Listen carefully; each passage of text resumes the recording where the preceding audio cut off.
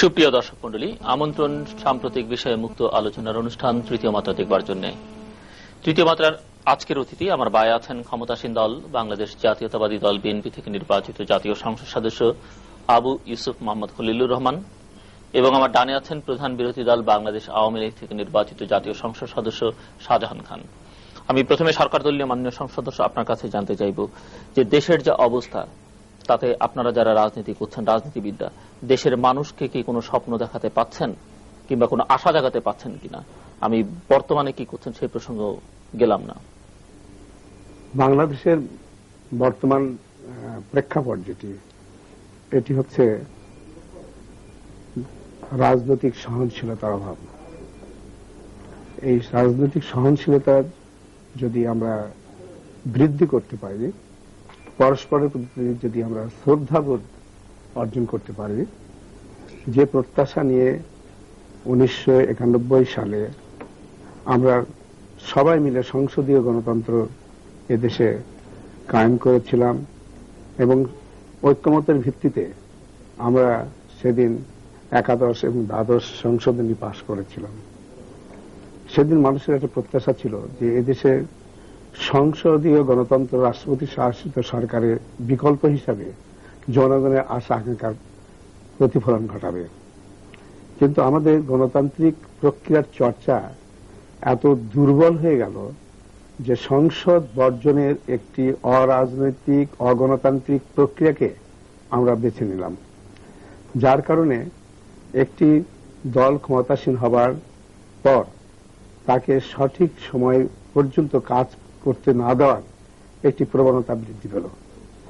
এই অবস্থার প্রেক্ষাপটে আমরা দেখলাম 1991 থেকে 96 এবং 96 সাল থেকে 2002, 2001 এবং এখন এই তিনটি নির্বাচন, যেটি আমরা বলতে চাই যে সংসদীয় নির্বাচন, বাংলাদেশের মানুষ অনেক প্রত্যাশা নিয়ে ভোটে অংশগ্রহণ করে এবং অনেক আশা ভরসা নিয়ে।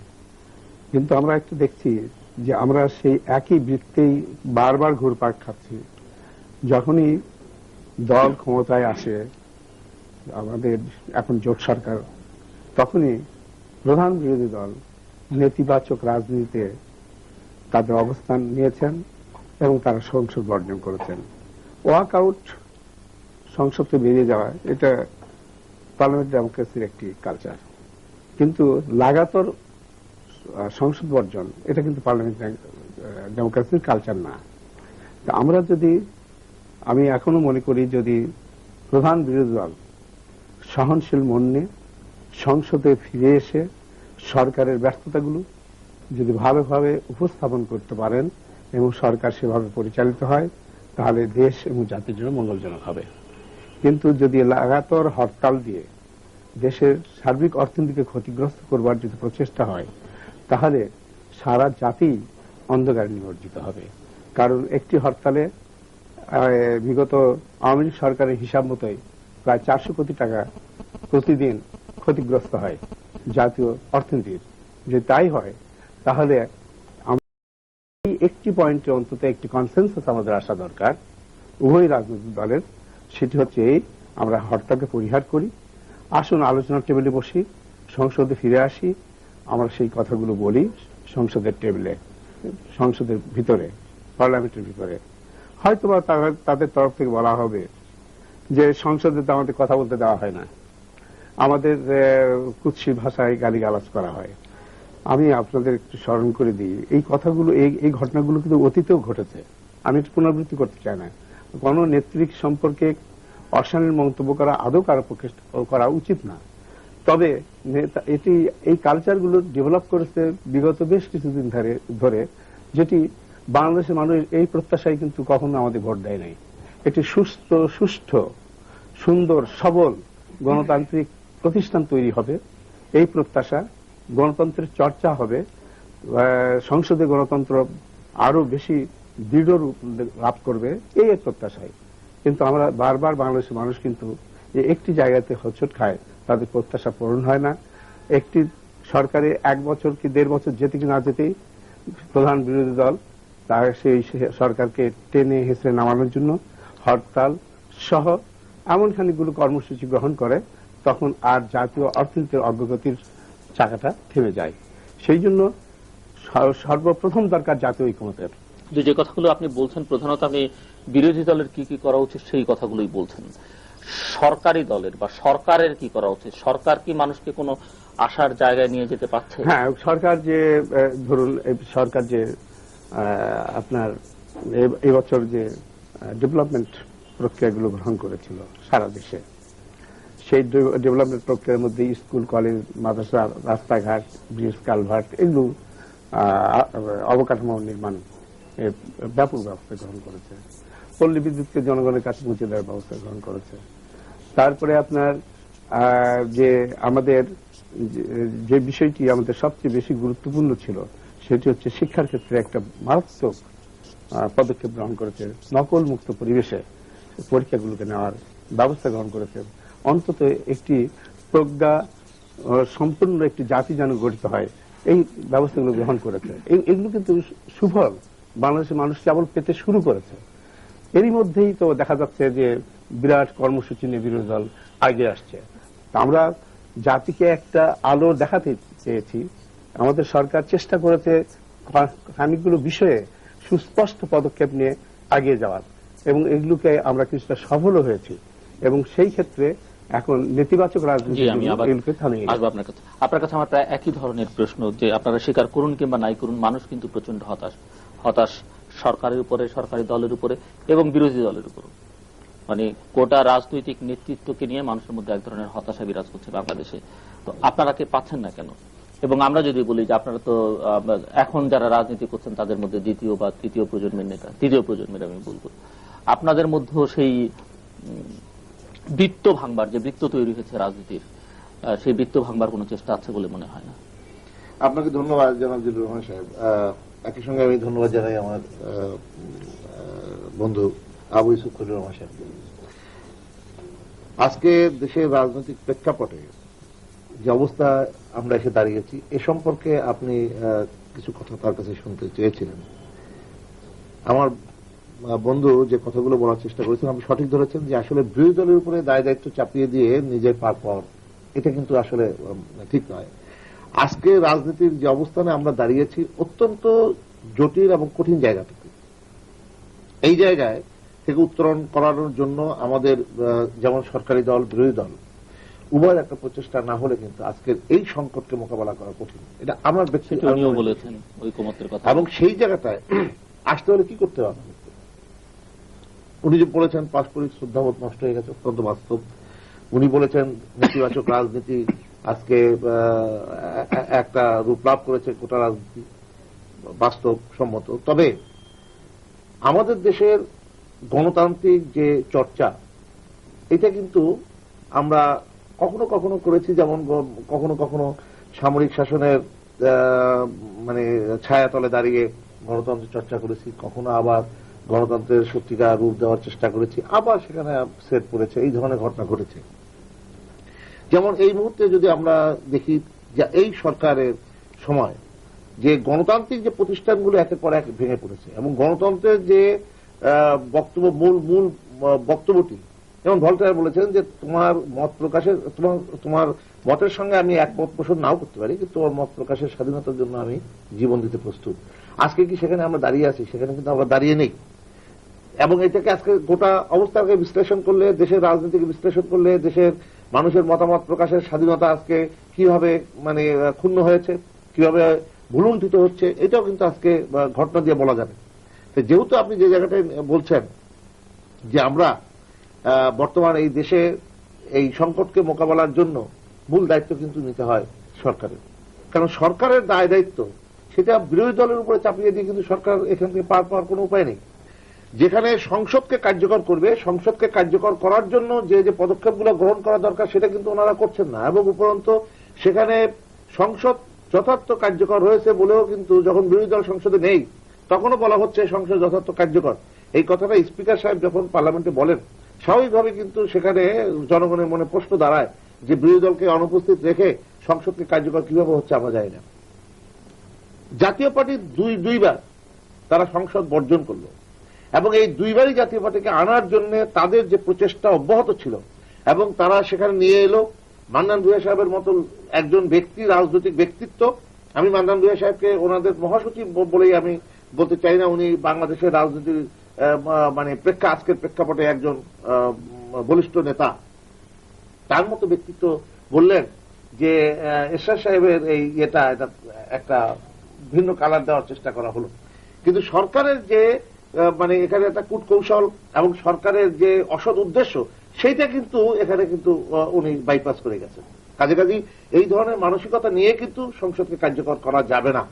সংসদ যদি কার্যকর না হয়, আজকে গণতান্ত্রিক যে প্রতিষ্ঠানগুলোকে যদি আপনি আবার ডেভেলপ না করতে পারেন, স্বাভাবিকভাবে গণতন্ত্র এখানে হত্যা এবং গণতন্ত্রের যে প্রকৃত মানে মূল মৌলিক দিকগুলো, সেগুলো কিন্তু একে একে খর্ব হবে। আমার এখানে প্রশ্নটা হলো যে খলিল সাহেব যেটা বললেন যে আজকের এখানে উন্নয়নের কথা বললেন, উনি উন্নয়নের দিকে যাচ্ছেন। প্রত্যেকটি সরকার, যে সরকারই হোক না কেন, সেটা সামরিক সরকার হোক, গণতান্ত্রিক সরকার হোক, স্বৈরাচার সরকার হোক, যে সরকারই হোক না কেন, উন্নয়ন কোন কিছু না কিছু সব জায়গায় নর্মালি কিছু উন্নয়ন হয়ে থাকবে। এবং যখন যে সরকার থাকে তার এলাকাটা একটু বেশি উন্নয়ন হয়। এবং আজকে উনি উন্নয়নের কথা বলেন, আমি ওনাকে যদি একটা প্রশ্ন করি যে যোগাযোগ ব্যবস্থা কি অবস্থায় এসে দাঁড়িয়েছে, যেখানে গত কয়েকদিন আগে মাননীয় যোগাযোগ মন্ত্রী সাহেব বললেন গতবার 339 কোটি টাকা ওনাকে দেওয়া হয়েছিল, এবারে মাত্র নাকি 39 কোটি টাকা দেওয়া হয়েছে। তাহলে 39, যেখানে 339 কোটি টাকায় উন্নয়ন হয় না, উনি বুকে হাত দিয়ে বলুক যোগাযোগ মন্ত্রীর কাছে উনি গিয়ে টাকা পাবেন না। আমরা তো বিরোধী দল পাবোই না, কারণ আমার এলাকায় রাস্তাটা বন্ধই হয়ে গেছে, গাড়ি যোগাযোগ ব্যবস্থাই বন্ধ হয়ে গেছে। কাজে এইটা দিয়ে কিন্তু হবে না। তারপরে একটা জিনিস দেখেন, একটা সবচেয়ে গুরুত্বপূর্ণ বিষয়, দক্ষিণ পশ্চিমাঞ্চলে 21টি জেলার মানুষ আজকে একটি আন্দোলন করছে, আপনিও জানেন। সেটি হল পদ্মা সেতু নির্মাণের প্রশ্ন নিয়ে। পদ্মা সেতু জায়গা এর আগেও একবার তারা জরিপ করেছিল, যেই জরিপের ভিত্তিতে সেদিনের প্রধানমন্ত্রী জননেত্রী শেখ হাসিনা সেই মাওয়াতে একটি ভিত্তিপ্রস্তর স্থাপন করেছিলেন। কিন্তু আজকে সেটাকে একটি রাজনৈতিক ভাবে কালার দেওয়ার জন্য এই যে একটা বিতর্ক নিয়ে এসেছে, পাটুরিয়াতে হবে না এইখানে হবে, সব দিক থেকে যে অর্থনৈতিক ভ্যাবিলিটির দিক থেকেও কিন্তু আজকে জায়গা বলছে যে এইখানে হবে, মাওয়া পয়েন্টে হবে মানে পদ্মা সেতু একটা সঠিক জায়গা। সেখানে কিন্তু মানে প্রধানমন্ত্রী এখন পর্যন্ত কোনো কথা বলছেন না। উনি বলছেন দুইটাই করবো। বাংলাদেশের অর্থনৈতিক অবস্থা এমন জায়গায় আছে নাকি দুইটা করার মতো অবস্থা? ওনাকে বলতে হবে সুস্পষ্ট হবে। 21টি জেলার লোক রাজনৈতিক, আজকে তাদের রাজনীতি নাই। তাদের সামনে যেমন সেদিন আমরা পদ্মার পাড়ে মিটিং করলাম, যে বিএনপি, জামাত, আওয়ামী লীগ সকলে মিলে এক মঞ্চে দাঁড়িয়ে বক্তৃতা করলাম, একসঙ্গে হাত তুলে আমরা প্রতিজ্ঞা করলাম যে মাওয়া সেতু এখানে না হলে আমরা দক্ষিণাঞ্চলে ধর্মঘট আন্দোলন করবো। তো এখন তাহলে কি, জনগণের মতামতের প্রতি যদি শ্রদ্ধাশীল না হয়, তাহলে স্বাভাবিকভাবে কিন্তু এখানে একটা সমস্যার সৃষ্টি হবে।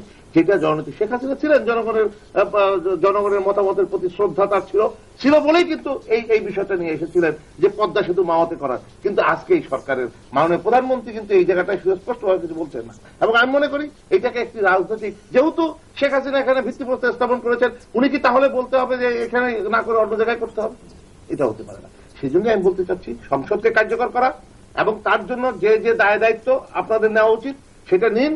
এবং একই সঙ্গে আজকে প্রতিশোধমূলক মানসিকতা দূর করে আপনার দলের নেত্রীর প্রতি আমাদের আহ্বান যে এই ধরনের মানসিকতা দূর করে আসলে বর্তমান মাননীয় প্রধানমন্ত্রী তো বলছেন যে এক সরকারের কার্যক্রম, ভালো কার্যক্রমগুলো যেন পরবর্তী সরকার ধারাবাহিকতা বজায় থাকে এবং চালু থাকে, থাকা উচিত। আমরা মনে করি, আমার ভাই খলিল রহমান সাহেব তাই মনে করবো যে যেটা আওয়ামী লীগ করে গেছে সেটা বিএনপি করতে পারবে না, বিএনপি যেটা করে গেছে ভালো কাজ সেটা আওয়ামী লীগ করবে না, এইটা থাকা হবে। আমি ব্যক্তিগতভাবে মনে করি এটা থাকা হবে। যে বেশ কিছু প্রসঙ্গ উনি উত্থাপন করলেন, সংসদ সহ অন্যান্য মত প্রকাশের স্বাধীনতার কথা উনি বলেছেন। আমরা লক্ষ্য করছি যে মত প্রকাশের স্বাধীনতার প্রসঙ্গে এখন সিপিজের নেতৃবৃন্দ ঢাকায় আছেন, ওনারা বলছেন যে বাংলাদেশে সাংবাদিকতা করবার জন্য অনেক সাহস দরকার, এখানে খুব ঝুঁকিপূর্ণ সাংবাদিকতা, সাংবাদিক নির্যাতন হয়েছে, সাংবাদিকদের হত্যা করা হয়েছে। সম্প্রতি ডক্টর হুমায়ুন আজাদ মুক্ত বুদ্ধির মুক্ত চিন্তার লেখক, দেশের বিশিষ্ট ভাষাবিজ্ঞানী, শিক্ষক, তাকেও প্রায় প্রাণনাশের চেষ্টা করা হলে উনি মৃত্যুর মুখোমুখি থেকে ফিরে এসেছেন। তো এই সব পরিস্থিতিও কিন্তু সরকার কোনোভাবেই সামাল দিতে পারছে না বা নিয়ন্ত্রণ করতে পারছে না, বা এর পেছনে সরকারের কোনো বিরোধী দলের ভাষায় ইন্ধন বা যোগসূত্র আছে কিনা সেটিও আপনার কাছে জানতে চাই। ধন্যবাদ জিল্লুর রহমান সাহেব। একটি সরকারের প্রধান কাজ হচ্ছে দেশের স্বাধীনতা, সার্বভৌমত্ব রক্ষা, পাশাপাশি দেশের জনগণের নিরাপত্তা নিশ্চিত করা, দেশের মানুষের ভাগ্যের পরিবর্তন করবার জন্য অর্থনৈতিক বুনিয়াদকে শক্তিশালী করা, এবং এর পাশাপাশি গণতন্ত্রের চর্চাকে বেগবান করতে গেলে সংবাদপত্রের স্বাধীনতাকে দৃঢ় করা।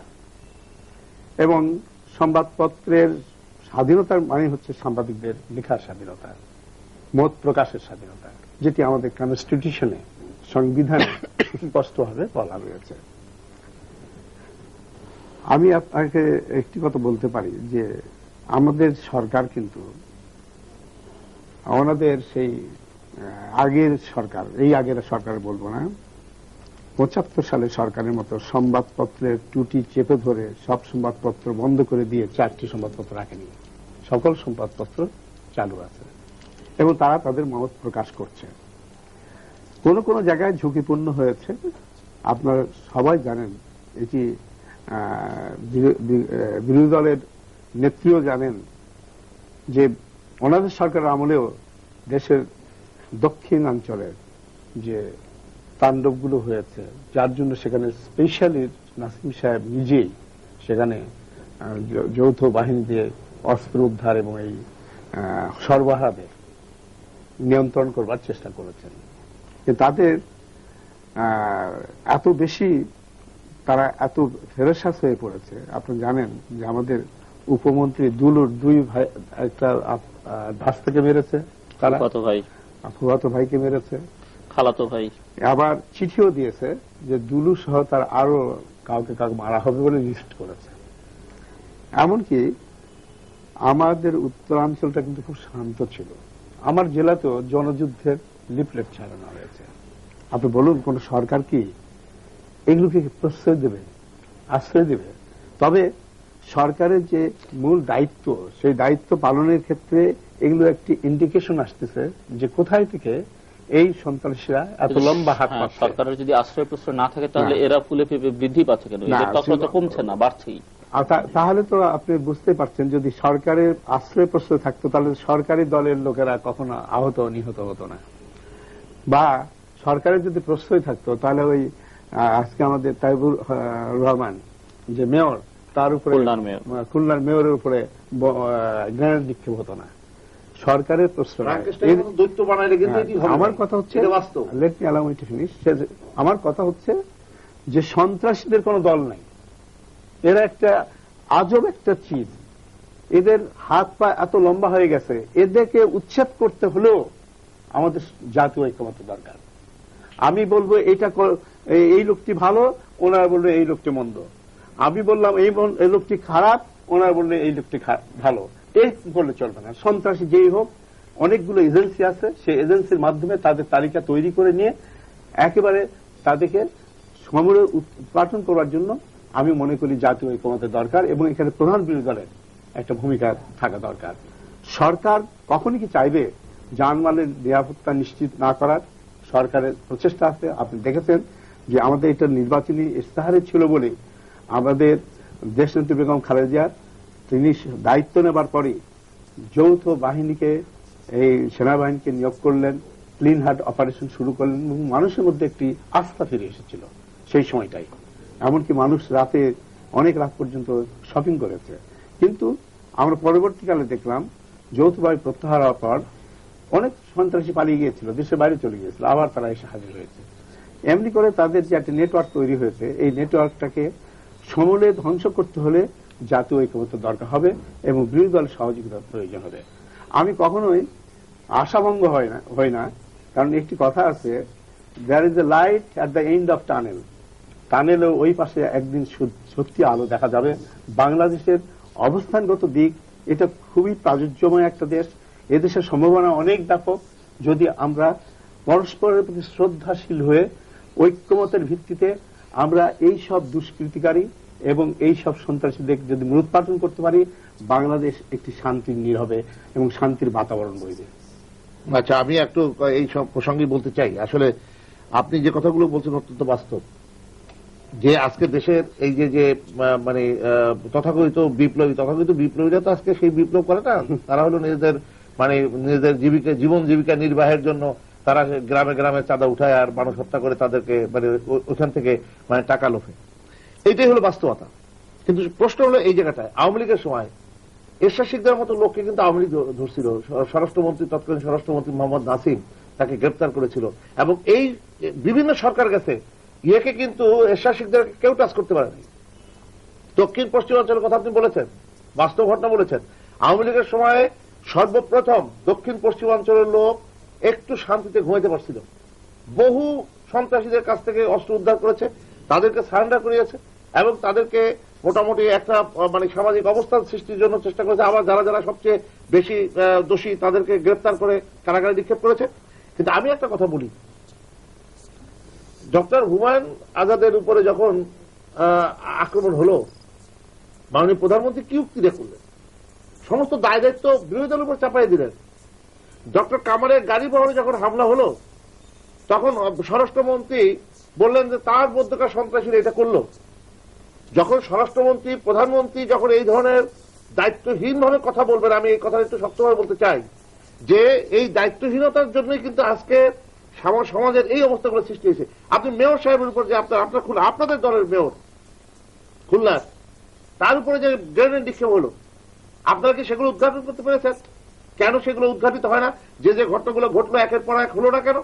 আপনাদের 4 দলের শরিক দল, আপনার ইসলামী ঐক্য জোটের, আমাদের বাহাদুরপুরের সেই হাজী শরীয়তুল্লাহ ঐতিহ্যবাহী পীর এবং সেই ঐতিহাসিক মানে ফরাইজি আন্দোলনের নেতা, তার বংশধর আবু বকর সিদ্দিকী সাহেবকে এই যে শনির মানে সন্ত্রাসীরা হত্যা করলো, তার বিচার পর্যন্ত করতে পারেন নাই আপনারা, এবং তাদেরকে এই পর্যন্ত সন্ত্রাসীদের ইয়ে করতে পারেন নাই, চিহ্নিত করতে পারেন নাই।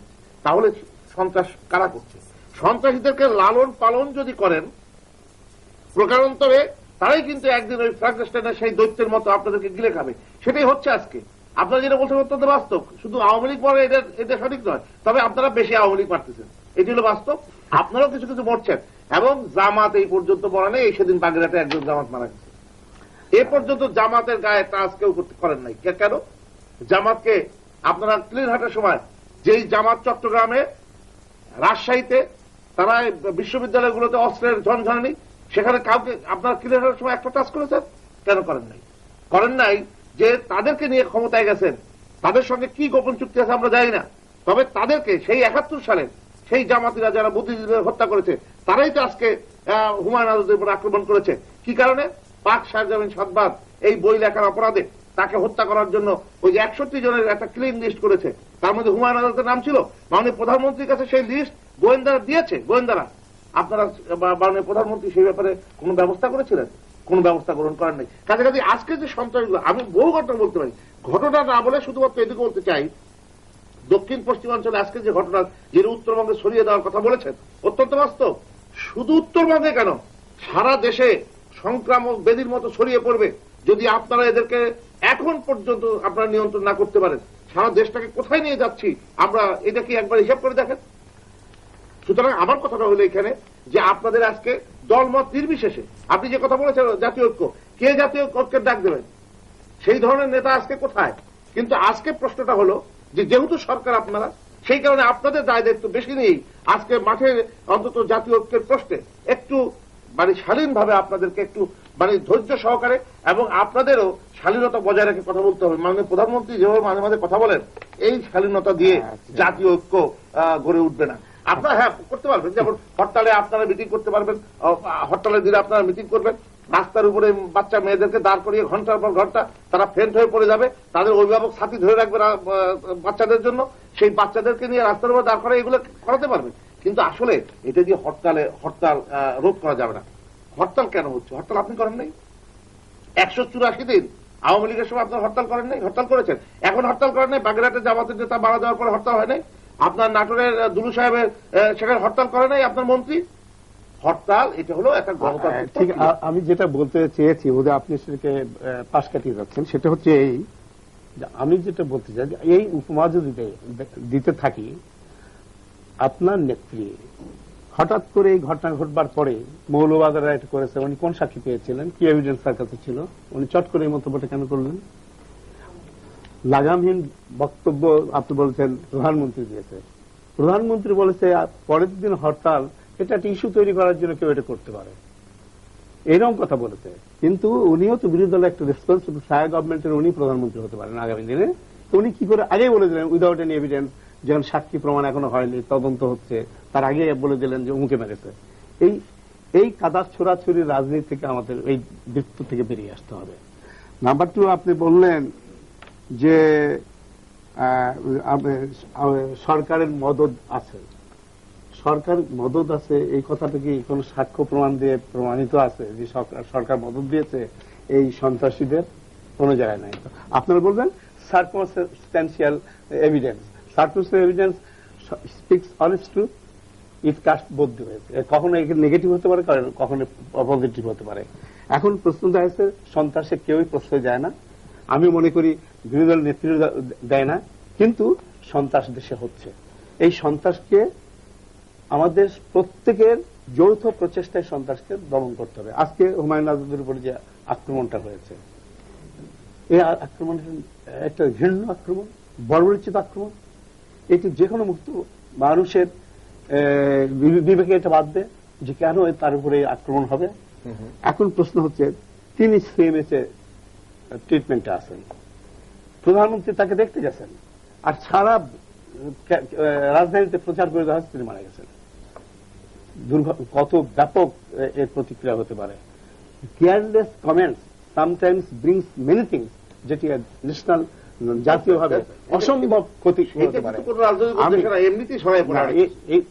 এইটা ছড়া কেউ কোনো না কোনো পক্ষ থেকে ছড়ানো।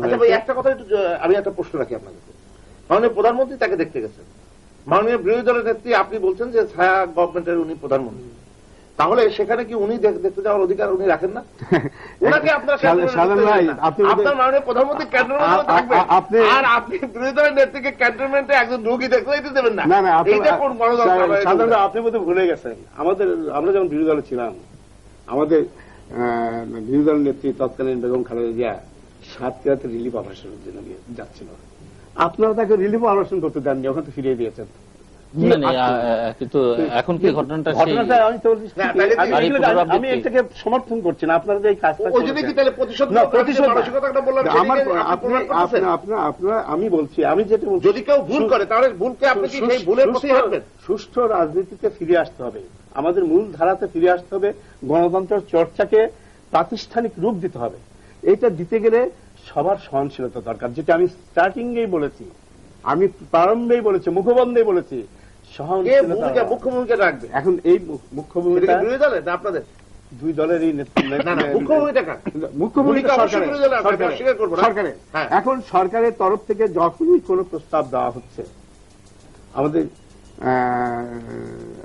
আমাদের স্পিকার সাহেব একাধিকবার প্রস্তাব দিয়েছে, আসেন বসেন আলোচনা করি।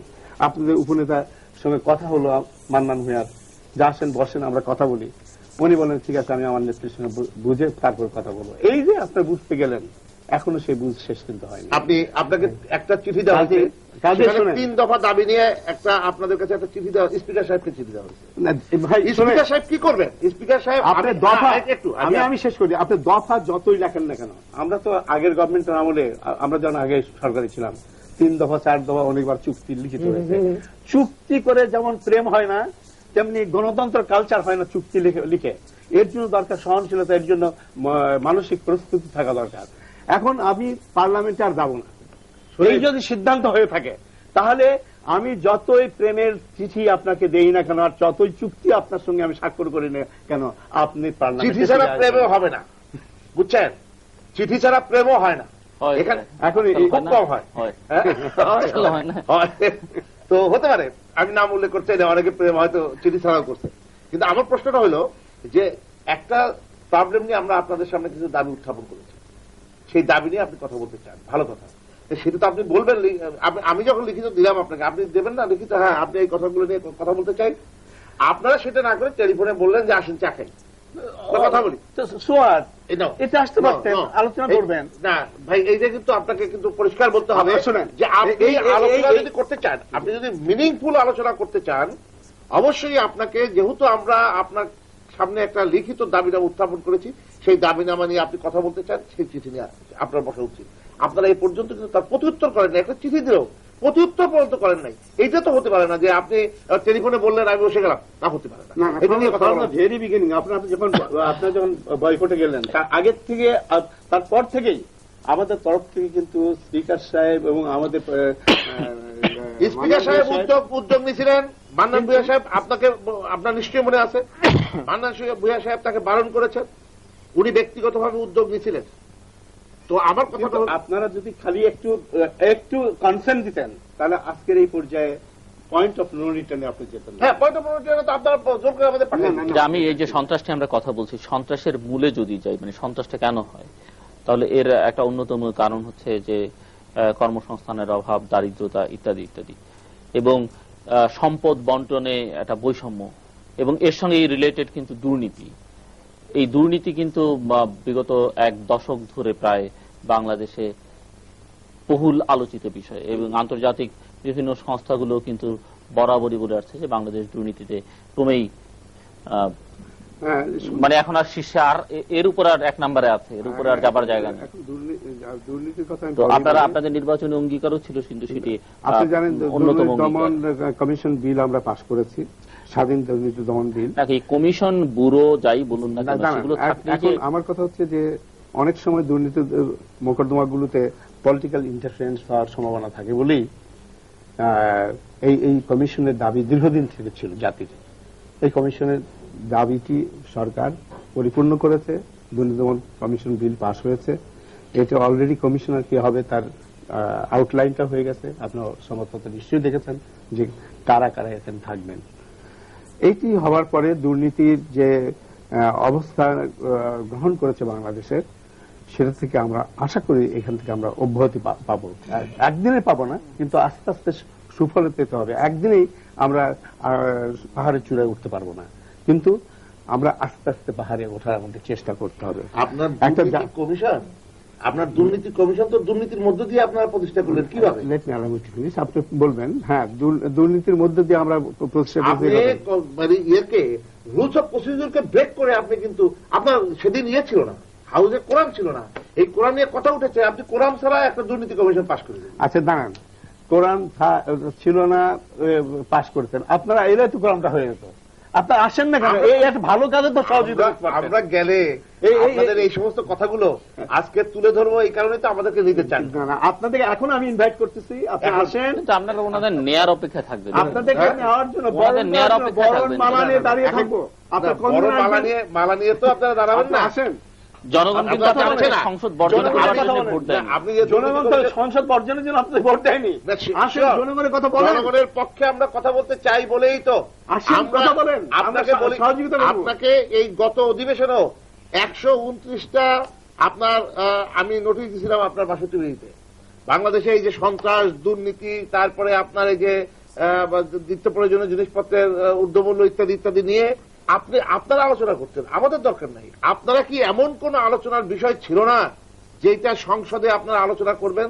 যখন পেঁয়াজের দাম বাড়লো, যখন জিনিসপত্রের দাম বাড়লো, মানুষের ক্রয় ক্ষমতার বাইরে চলে গেল, যখন মানে মহিলারা পর্যন্ত এটা নিয়ে বিভিন্ন ধরনের কমেন্ট করা শুরু করলো, আপনারা কি তখনও সংসদে প্রয়োজন মনে করেন এটা আলোচনা করার? আলোচনা সংসদে কি হবে আলোচনাটা?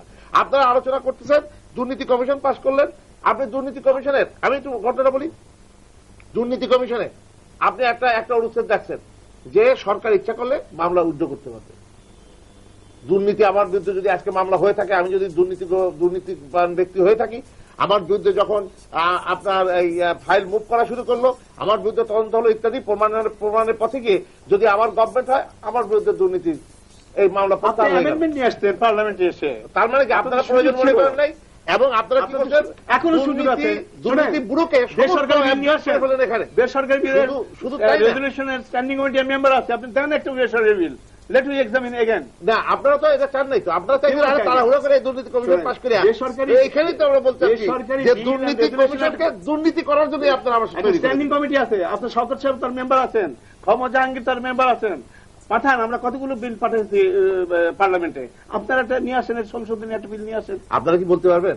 আপনি একটু বুকে হাত দিয়ে বলেন যে আমরা যখন সংসদে ছিলাম আমরা অনেক বিলের সংশোধনী দিচ্ছি, কয়টা আমাদের বিলের সংশোধনী আপনার পাশ করছেন? একটাও করেন নাই।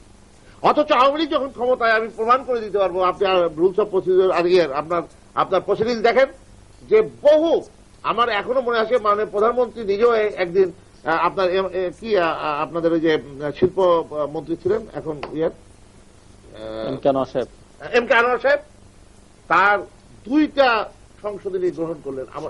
আমরা এটাও দেখছি কিন্তু আপনারা একটাও গ্রহণ করেননি।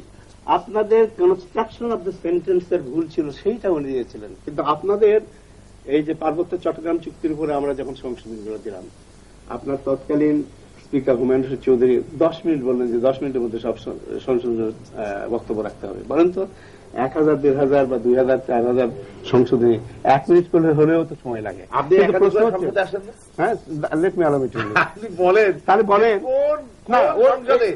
আপনি সংশোধনীর উপর 2 মিনিটের বেশি কথা বলেন। কিন্তু উনি যদি বলতেন যে আপনাদের মধ্যে এতগুলো সংশোধনী আমি দেখতে পাচ্ছি, আপনারা বলেন কয়জন আপনারা বলবেন। আমরা তো হুইপ ছিলাম, আমি নিজে আমি ডিস্ট্রিবিউশন করে দিতাম, স্যার আপনি কত মিনিট সময় দেবেন বলেন, তারই উপর।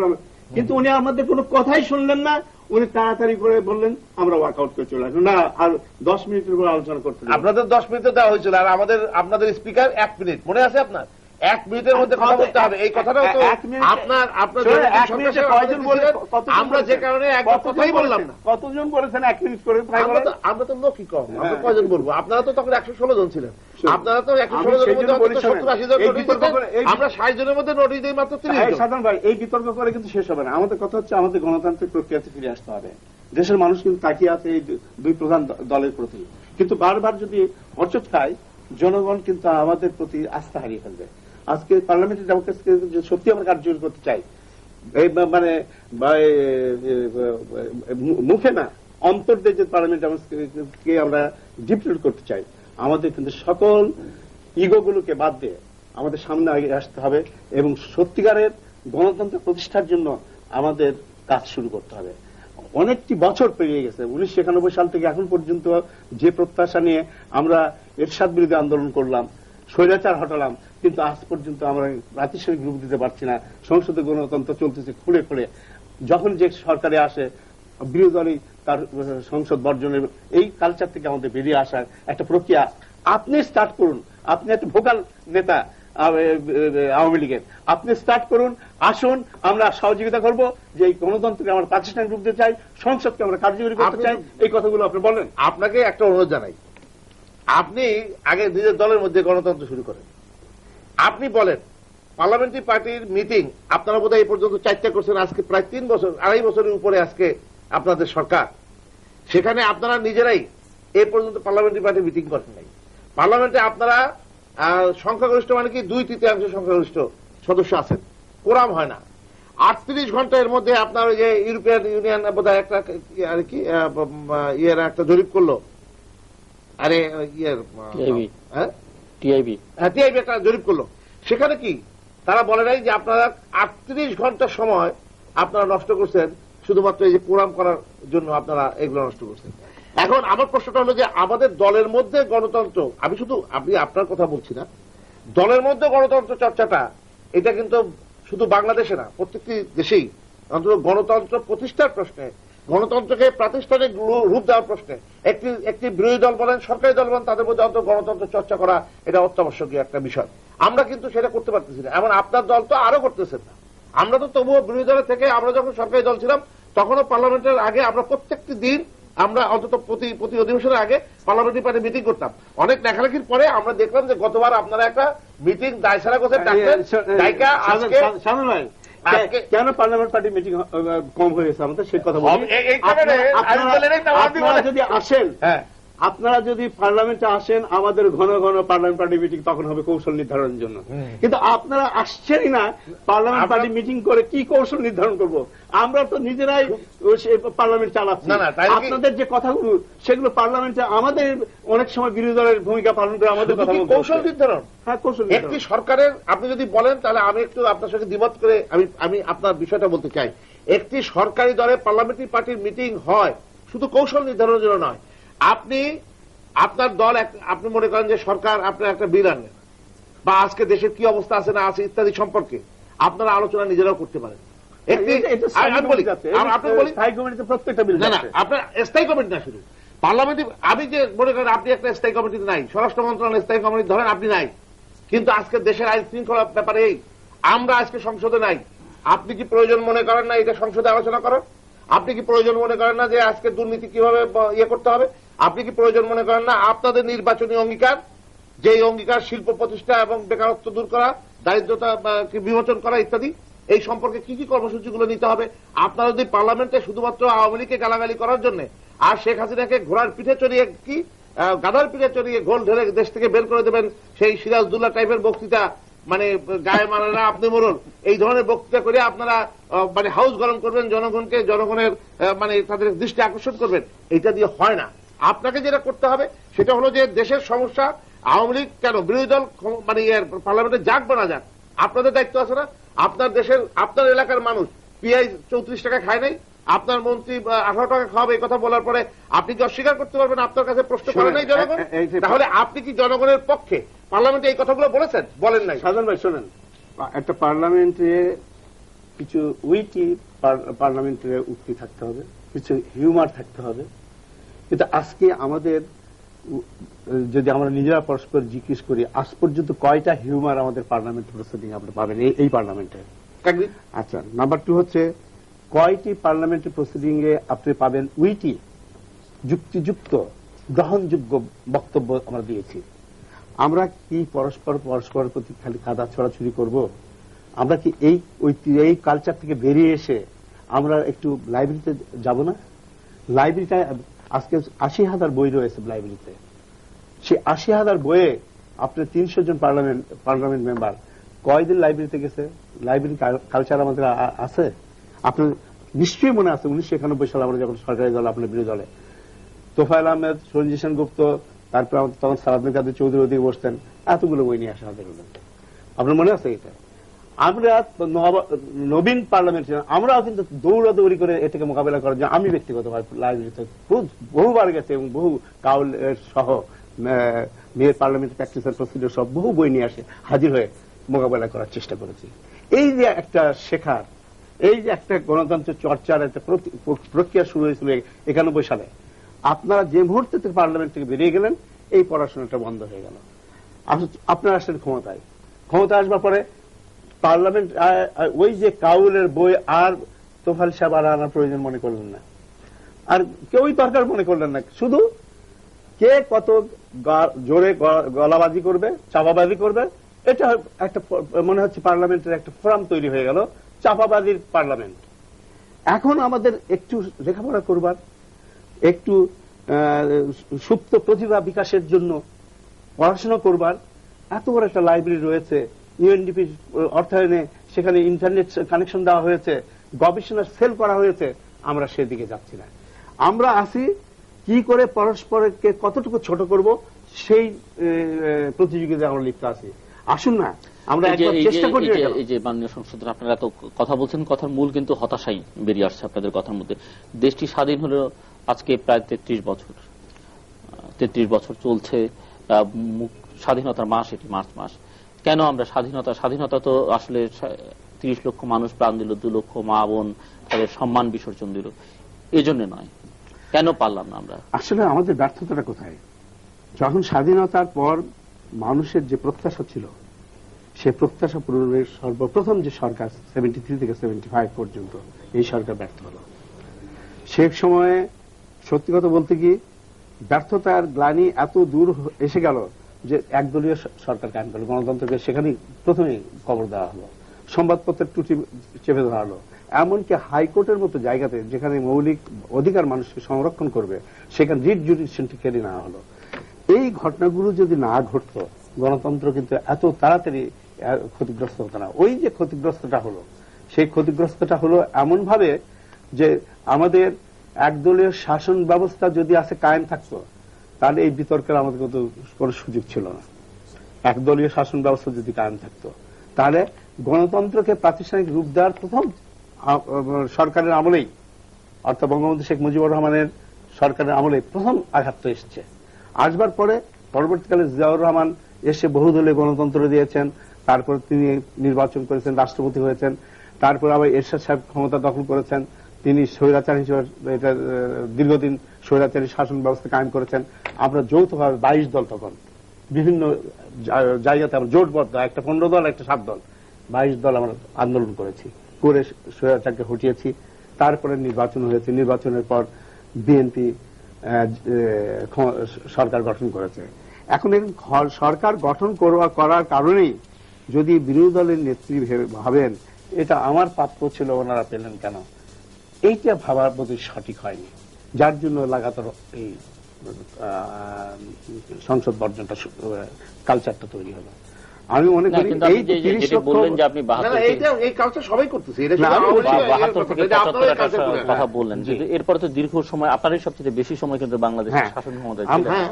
না, এই সময় যে বিরোধী দলের যে সহযোগিতাটা দরকার, আপনি মনে করেন দীর্ঘদিন আন্দোলন করেছি, আমরা সংগ্রাম করেছি, এর সাথে হটিয়েছি, মানুষের দারুণ এক প্রত্যাশা নিয়ে ভোট দিয়েছে। দেওয়ার পরে বেগম জিয়ার নেতৃত্বে সরকার গঠিত হোক, এটি তৎকালীন বিরোধী দল নেত্রী মনে না, যদি সেটাই হতো, আমি আপনার স্বীকার করে নিতে সাথে দ্বিমত করি, যদি সেটাই হতো, দ্বাদশ সংসদে যখন পাশ হলো তখন কিন্তু বিরোধী দল আর আপনার সরকারি দল, তখন তো আপনারা গভর্নমেন্ট, এবং বিরোধী দলের পক্ষ থেকে এই একটা বিল উত্থাপন করা হয়েছিল। যাই হোক, ঐক্যবদ্ধভাবে আপনি সহযোগিতা চাবেন, গালে থাপ্পড় দিয়ে তো সহযোগিতা চাইলে হবে না। আপনি যেমন যে কথাটা বললেন যে আপনি একটু বলেন তো, 91 সালে যখন আর 2001 সালে যখন আপনারা ক্ষমতায় এলেন 1 অক্টোবরে, তারপরে যে ধরনের ঘটনাগুলো ঘটা শুরু করলো বাংলাদেশে একের পর এক, মানে সেই আপনার সংখ্যালঘু সম্প্রদায়ের উপরে, আওয়ামী লীগের উপরে অত্যাচার, নির্যাতন, মার্ডার, দখল ইত্যাদি বহুত ঘটনা ঘটা শুরু করলো। আপনারা কি সেগুলোকে বন্ধ করার চেষ্টা করেন না? কিন্তু আপনারা উৎসাহিত করছেন। এখন আমার প্রশ্নটা হলো কি, আমি একটা জিনিস বলি আপনাকে, আপনি আমাদের যে সংসদের কার্যক্রম বা এমপিদের কার্যক্রম সম্পর্কে যে কথাটা বললেন, এমপি জনগণের প্রতিনিধি, একজন পার্লামেন্ট মেম্বার, সেই পার্লামেন্ট মেম্বারের জন্য যে সহযোগিতা, শুধু আমি আপনার গভর্নমেন্টের কথা বলতেছি না, এখন যেহেতু আপনার ক্ষমতা, আপনাদের এই দায়িত্বটা আরো বেশি করে পালন করা উচিত ছিল। এমপিদের একজন সহকারী দেওয়ার কথা ছিল, এমপিদের বিভিন্ন ধরনের লজিস্টিক সাপোর্ট, কম্পিউটার ইত্যাদি যে সমস্ত লজিস্টিক সাপোর্ট যেগুলো দরকার সেগুলো তাদের দেওয়ার কথা ছিল। আজকে পর্যন্ত কিন্তু এটা হয় নাই। আপনি বলেন আপনার এলাকার জনগণের পক্ষে আপনি একটা মানে কাজ করবেন, যেটা আপনি লাইব্রেরি ওয়ার্কের কথা বললেন, লাইব্রেরি ওয়ার্ক কি শুধু আপনি করবেন না, আপনাকে সাহায্যকারীর দরকার আছে। এ পর্যন্ত কিন্তু কোন এমপিদেরকে দেওয়া হয় নাই, এবং তাদের জন্য যে কাজগুলো, অর্থাৎ আপনি বলেন আপনি কয়টা কাজ করেন, আপনার ডিওলেটা কে লেখে? আপনি লেখেন?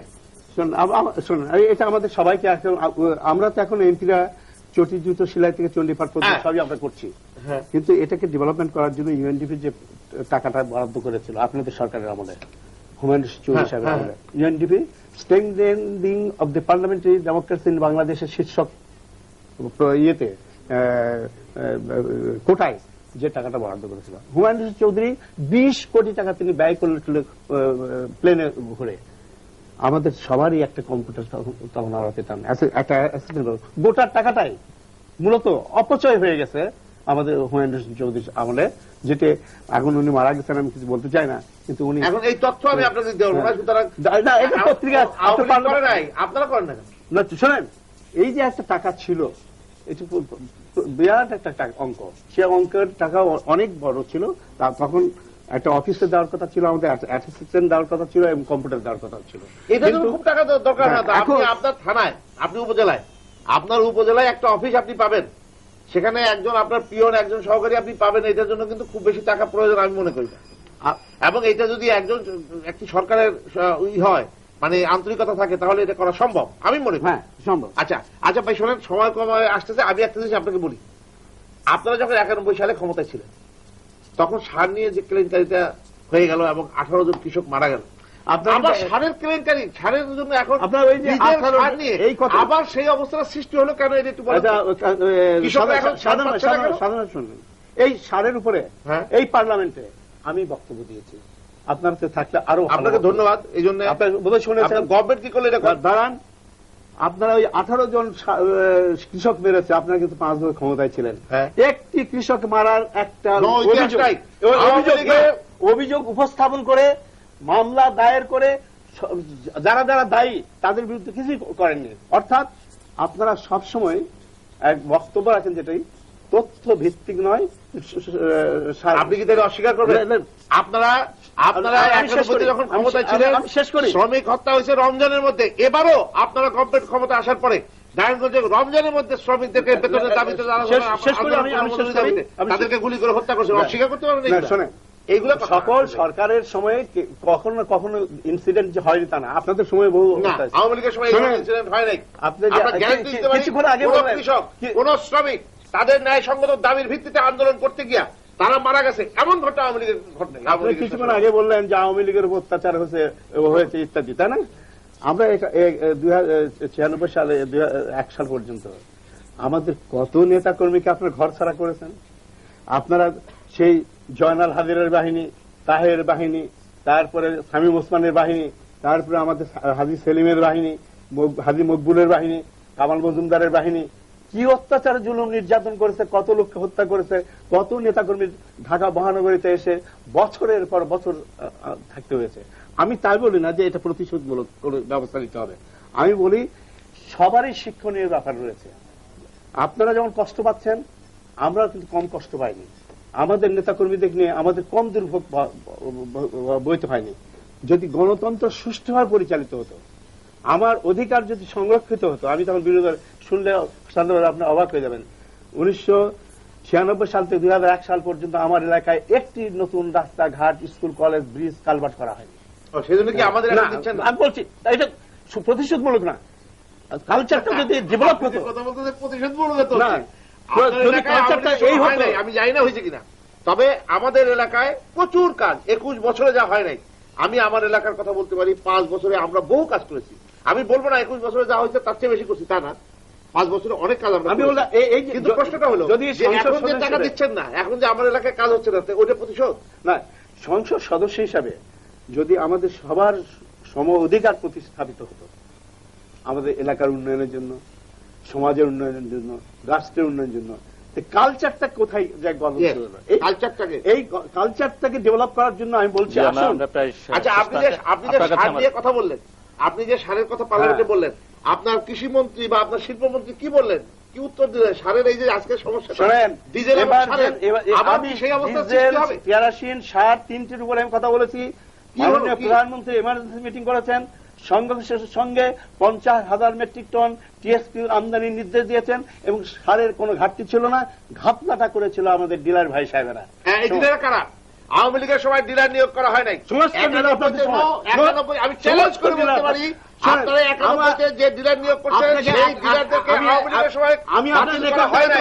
আমি গ্যারান্টি দিয়ে ডিলার আপনাদের আমলে 96 সালে আপনারা ডিলার নিয়োগ করেছেন, আমার কাছে আছে। এইটা নিয়ে তোফায়েল ভাই সঙ্গে আমার ব্যক্তিগতভাবে আপনাদের তর্ক হয়েছে যে আপনি কেন 91 সালে সেই ডিলারদের রাখবেন, সেই ডিলারদেরকে রেখে এখনো সেই ডিলাররা কাজ করতেছে, আমার এলাকায় কাজ করতেছে। আপনি বলি, আপনাদের যখন ডিলার নিয়োগ হলো 1 লাখ, 1.5 লাখ, 2 লাখ টাকা নিল, আপনাদের দলের মধ্যে তখন দুই পক্ষ হলো। এক পক্ষ রেজুলেশন করে আমার কাছে কপি দিল যে এই সব ডিলার নিযুক্ত হয়েছে এত এত টাকার বিনিময়ে। আপনি দেখতে চান? আমি কালকে আপনাকে দেখাবো। এখন কেউ যদি না পেয়ে থাকে, আমাদের লোক না হয়ে আপনার লোক তো আওয়ামী লীগের সেক্রেটারি, আওয়ামী লীগের সহসভাপতি। আমার প্রশ্নটা হলো যে আমরা 91 সালে যে সমস্ত ডিলার আপনারা নিয়োগ করলেন তাদেরকে রেখে যদি আমরা সার বন্টন সঠিকভাবে এই 5টা বছর করতে পারি, সার নিয়ে যদি কোনো কথা না ওঠে, তাহলে আপনাদের সময় 91-তে যখন ক্ষমতা আসলেন 18 জন কৃষক মারলেন, আবার নতুন করে সারের যে সমস্যার সৃষ্টি হয়েছে, এই সার নিয়ে আজকে কৃষক তার মানে কাজে লাগাতে পারতেছে না, ডিজেল পাচ্ছে না, কেরোসিন পাচ্ছে না। আপনার কাছে আমার একটা প্রশ্ন, ওনাকেও প্রশ্নটা আমি রেখেছিলাম অন্যভাবে। আপনারা দুজনে মুক্তিযোদ্ধা, বীর মুক্তিযোদ্ধা। মার্চ মাস হাসপাতালে চিকিৎসাধীন হুমায়ুন আজাদের একটি লাইন আমি উদ্ধৃত করতে চাই যে আমরা কি এই বাংলাদেশ চেয়েছিলাম? আপনারা কি আসলে এই বাংলাদেশের জন্য যুদ্ধ করেছিলেন? আমি এই ব্যাপারে বলতে চাই, কারণ এই ব্যাপারে আমি নিজে একজন মুক্তিযোদ্ধা, এটা আমার একটা সেন্টিমেন্ট আছে।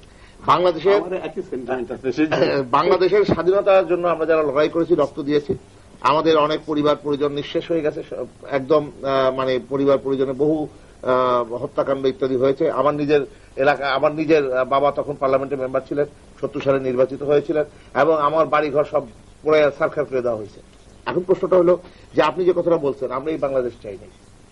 আজকের যে বাংলাদেশের যে পরিস্থিতি সৃষ্টি হয়েছে, এটা যদি বলতে হয়, আপনি আবার যেন খলিল ভাইয়ের আবার আঘাত লাগবে যে ওনারা যারা স্বাধীনতার বিরোধী শক্তি, তাদেরকে নিয়ে যখন ক্ষমতায় আসছেন, তারা যে অপকর্মগুলো করতেছে সেটা দায়, সেটি তো 2 বছর, 2.5 বছর আসতেছে। মানে এই প্রশ্নটা তো আজকের না কেবল, এটি কেবল 2.5 বছরে এই পরিস্থিতি তৈরি ওরা হয়নি। কিন্তু একসময় আপনাদের সঙ্গে এই পরিস্থিতি তৈরি হচ্ছে 32 বছর এই, ধরে। সাধারণ ভাই, এটা অনেকদিন এবং- যাবত হচ্ছে। এবং এর দায়ভার কেবল ওনাদের কিংবা কেবল আপনাদের আওয়ামী লীগের সময় আমি সকলের বলি, সম্মিলিত।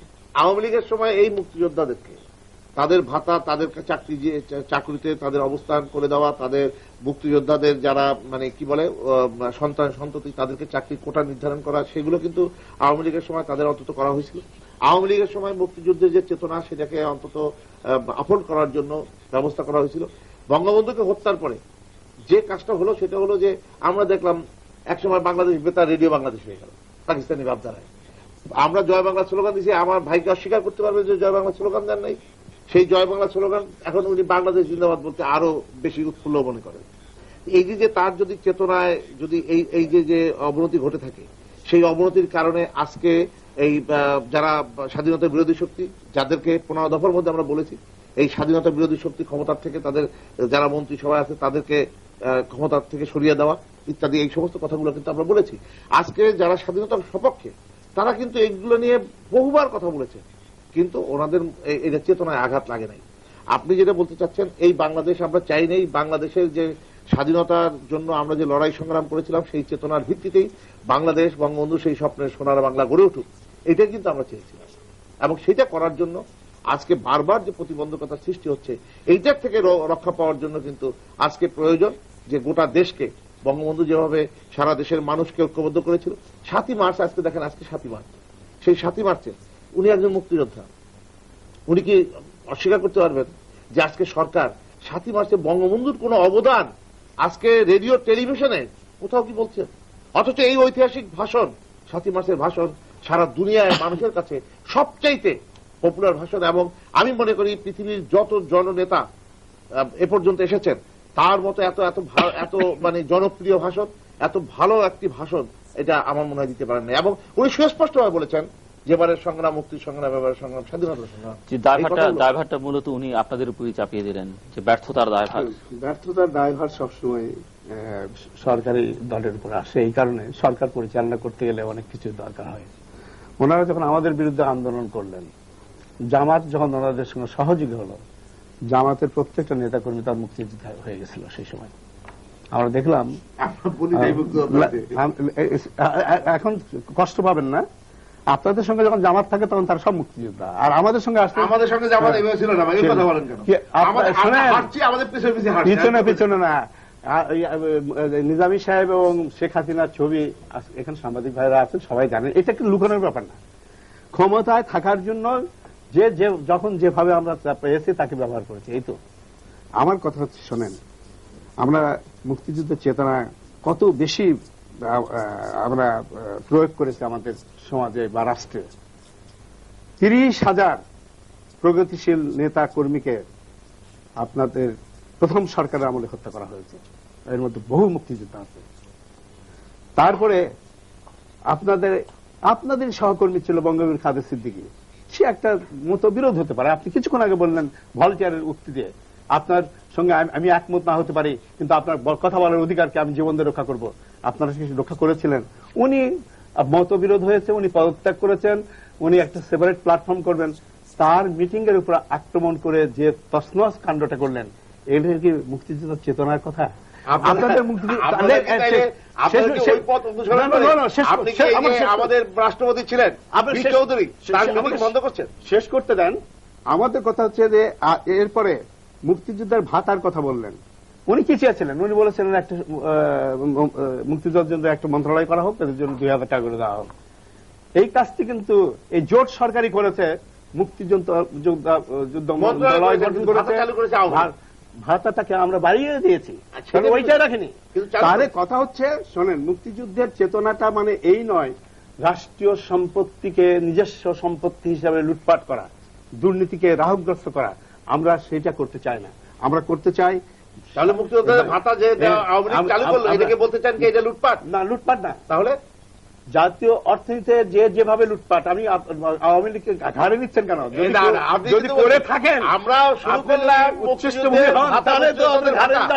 আর আপনি বলতেছেন সেটা লুটপাট। আমি বলতে চাচ্ছি জাতীয় অর্থনীতি লুটপাট করবার দায় দায়িত্ব আমাদের কেউ দেয়। আমাদেরকে শেষ করতে আমাদের কথা হচ্ছে লুটপাট তো আজকের অর্থমন্ত্রী নিজে বলতেছেন। আমি যেটা বলি দর্শক মণ্ডলী, অর্থমন্ত্রী যে আপনারা সমস্ত যারা কথাবার্তা বলতেছেন, তৃতীয় তাতে মাত্রা আমি তো দেখছেন, না, না, অর্থমন্ত্রী কেন? উনি বলে দিয়েছেন সব। বঙ্গবন্ধু শেখ মুজিবুর রহমান নিজে বলেছে চাঁদের দল সব চাকে নিয়ে গেল। না, না, উনি তো বলছেন রাষ্ট্রীয় সন্ত্রাস। কোন কোন বিষয় উনি নিয়ে আলোচনা হওয়া বলছেন যে দরকার বলে সমস্ত আপনারা মনে এই করেন ছেলে- সেগুলো জানিয়ে আমাদের লিখতে পারেন।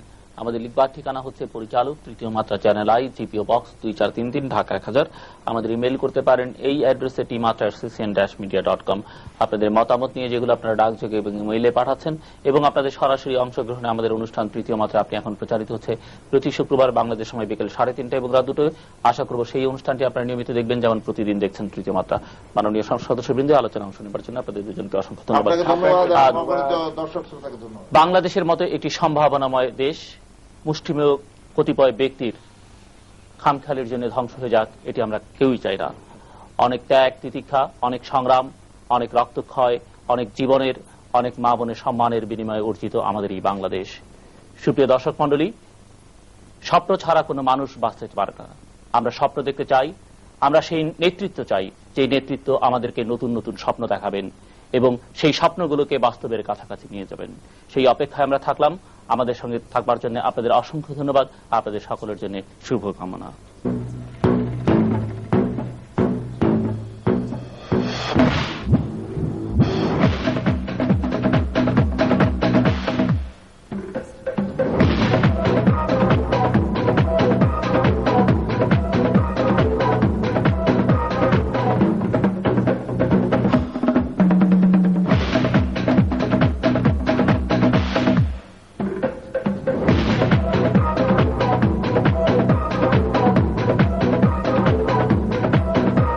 তোমায় দেখেছি বুকের মাঝে সকাল বিকাল সাঁঝে, ও প্রেয়সী আনছি তোমার জন্য, তোমায় নিয়ে উড়া দেব,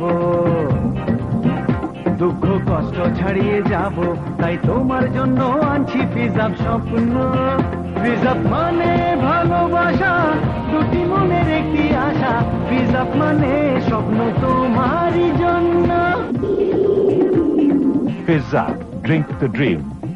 আমার আছে ইউরো কোলা, তোমায় দিতে পারি, ইউরো কোলা পেলে আমি তুলে নেব আড়ি, ভালোবাসা হাতে হাতে ইউরো কোলার সাথে, চেষ্টা তাই মেটাতে রিদম অফ লাইফ, মন দেওয়া নেওয়া খেলা সাথী রে ইউরো কোলা। সারা বেলা প্রাণীতে যায় দোলা, কলিজা ঠান্ডা হলো, মন দিয়ে মন এলো, লেমন আর কোলার জাদু আমাদের মিলিয়ে দিল,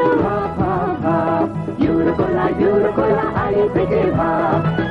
তোমায় দেখেছি বুকের মাঝে সকাল বিকাল সাঁঝে, ও প্রেয়সী আনছি তোমার জন্য, তোমায় নিয়ে উড়া দেব,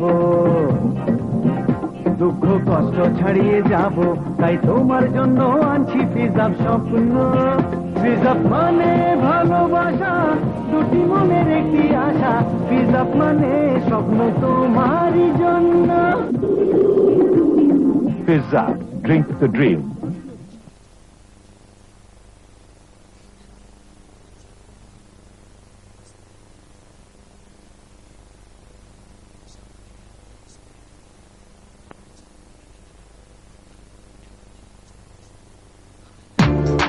বদলে গেছে দিন, বদলে গেছে মানব জমিন, মানব জমিন রাজনীতির প্রধান মুখপত্র। তোমায় দেখেছি বুকের মাঝে সকাল বিকাল সাঁঝে, ও প্রেয়সী আনছি তোমার জন্য, তোমায় নিয়ে উড়া দেব,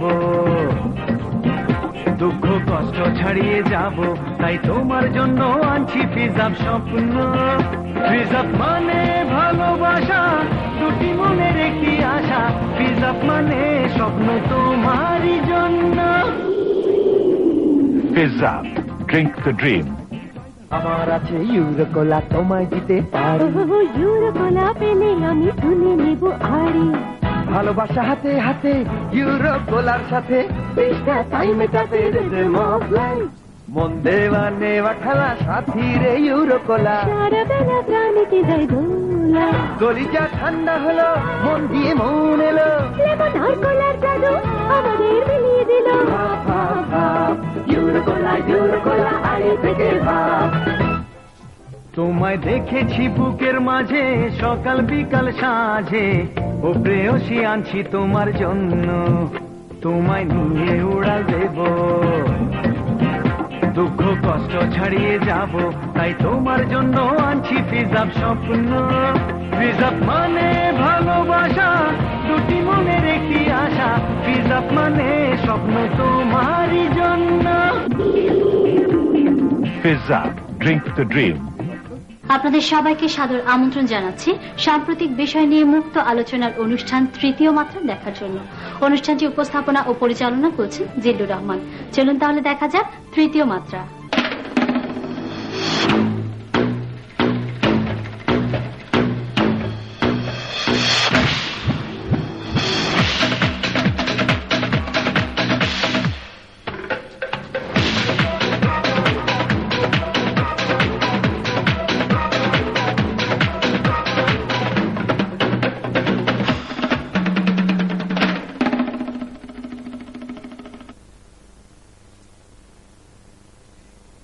বাংলাদেশ সহ পৃথিবীর বিভিন্ন প্রান্তে যারা এই মুহূর্তে টেলিভিশন সেটের সামনে বসে চ্যানেল আই দেখছেন, তাদের সকলকে সাম্প্রতিক বিষয়ে মুক্ত আলোচনার অনুষ্ঠান তৃতীয় মাত্রা দেখবার জন্য সাদর আমন্ত্রণ। সুপ্রিয় দর্শক মণ্ডলী, আজকে এই মুহূর্তে দেশের সর্বশেষ রাজনৈতিক পরিস্থিতি নিয়ে কথা বলবার জন্য আমাদের সঙ্গে স্টুডিওতে উপস্থিত আছেন আমার ভাই, ক্ষমতাসীন দল বাংলাদেশ জাতীয়তাবাদী দল বিএনপি থেকে নির্বাচিত জাতীয় সংসদ সদস্য এবং জাতীয়তাবাদী যুব দল এর কেন্দ্রীয় কমিটির সাধারণ সম্পাদক সৈয়দ মোয়াজ্জেম হোসেন আলাল, এবং আমার ডানে আছেন প্রধান বিরোধী দল বাংলাদেশ আওয়ামী লীগ থেকে নির্বাচিত জাতীয় সংসদ সদস্য বিরোধী দলীয় হুইপ লেফটেন্যান্ট কর্নেল অবসরপ্রাপ্ত মোহাম্মদ ফারুক খান। আমি প্রথমে সরকার দলীয় সংসদ সদস্য আপনার কাছে জানতে চাইব যে সরকার আমরা লক্ষ্য করছি যে চতুর্থ সংশোধনীর সংবিধানে আনবার কথা অনেকদিন যাবতীয় আলোচনা হয়েছে, তবে সর্বশেষ কিছু সংশোধনী সহ মন্ত্রিসভায় একটি সিদ্ধান্ত হয়েছে যে এই অধিবেশনে চতুর্দশ সংশোধনী আনবে। তো তাতে বলা হচ্ছে যে নারী আসনের একটি প্রসঙ্গ এসেছে, যেটি আমাদের নারী সংগঠনগুলোর মতামতে সম্পূর্ণ পরিপন্থী, অর্থাৎ সরাসরি নির্বাচনের ব্যবস্থাটি থাকছে না। একই সঙ্গে মহামান্য রাষ্ট্রপতি এবং মাননীয় প্রধানমন্ত্রীর প্রতিকৃতি বিভিন্ন অফিসে টানানোর এটিও একটি আনা হয়েছে। স্থানীয় সরকারের মেয়াদকাল শেষ হয়ে যাবার পরে সরকারি কর্মকর্তাদের সেই তত্ত্বাবধায়কের দায়িত্ব দেবার কথা বলা হয়েছে। এগুলো নিয়ে বিরোধী দল সহ অন্য সবাই প্রায় সমালোচনা করছেন। তো আপনার কি মনে হয় এই বিষয়ে, যে মাননীয় সংসদ সদস্য আপনি যদি বলেন যে কতটা যৌক্তিক? আমরা লক্ষ্য করছি যে আপনাদের সমর্থকদেরও একটা অংশ এইসব বিষয়ের কিন্তু বিরোধিতা করছেন, সংশ্লিষ্ট ক্ষেত্রে যারা যুক্ত আছেন তারা। আপনাকে ধন্যবাদ এবং একই সঙ্গে চ্যানেল আই সমস্ত দর্শকবৃন্দকেও স্বাধীনতার মাস, এই মাসের পবিত্র স্বাধীনতার শুভেচ্ছা। আপনি যে প্রসঙ্গটি বলেছেন সেই প্রসঙ্গের উত্তর যদি খুব সংক্ষেপে আমি দেই তাহলে বলতে হয় যে এটা মন্ত্রী পরিষদের সভায় কেবলমাত্র নীতিগত সিদ্ধান্ত হয়েছে। এটার বিস্তারিত কোনো কিছু খুঁটিনাটি বা সমালোচনা করার মতো সময়টা এই মুহূর্তে প্রিম্যাচিউরড বলে আমি মনে করি। আর তারপরে আমি নিশ্চিত বিশ্বাস করি যেহেতু জনগণের মাধ্যমে নির্বাচিত একটি সরকার, এই সরকার এটার উপরে সমাজের বিভিন্ন শ্রেণীর সম্পৃক্ত যারা রয়েছেন তাদের এবং বিভিন্ন পেশার মানুষের মতামত পর্যবেক্ষণ করেই তারপরে কেবলমাত্র চূড়ান্ত সিদ্ধান্তে যাবেন। এটা মহিলা আসনের ব্যাপারে সুনির্দিষ্ট করে আমি বললাম আপনাকে। আরেকটি জিনিস যেটি মহামান্য রাষ্ট্রপতি এবং মাননীয় প্রধানমন্ত্রীর ছবি টানানো, এটা পৃথিবীর সব জায়গায় একটি প্রচলিত বিধান, রাষ্ট্রের মূল ব্যক্তিকে এবং সরকারের মূল ব্যক্তিকে সম্মানিত করা। এটা আমাদের সংবিধানে আগে যে পর্যায় পর্যন্ত ছিল বা অনুপস্থিত ছিল সে সময়ও আমরা এটা ট্র্যাডিশনালি করেছি। এখন এটাকে সংবিধানের আওতাভুক্ত করে জাতীয় পর্যায়ে সম্মানের মধ্যে নিয়ে আসা, এটা নিয়ে খুব বেশি বিতর্কের সৃষ্টি হবে বলে আমি মনে করি না। আর অন্য একটি প্রসঙ্গ আপনি যেটি বলেছেন যে স্থানীয় সরকার পরিষদের নির্বাচনের পরে, মেয়াদকাল শেষ হওয়ার পরে পরবর্তী নির্বাচনের আগে পর্যন্ত বা যে কোনো অন্তর্বর্তীকালীন অবস্থাকে মোকাবেলা করার জন্য সেখানে সরকারি কর্মকর্তাদের তাৎক্ষণিক দায়িত্ব কিছু সময়ের জন্য তত্ত্বাবধায়কের দায়িত্ব পালন করতে দেয়া হবে। এটার ভালো খারাপ দুটো দিকই আছে। তবে এই প্রসঙ্গ আমার আগের জায়গায় ফিরে যেতে হয়, যেগুলো কেবলমাত্র নীতিগত সিদ্ধান্ত হয়েছে।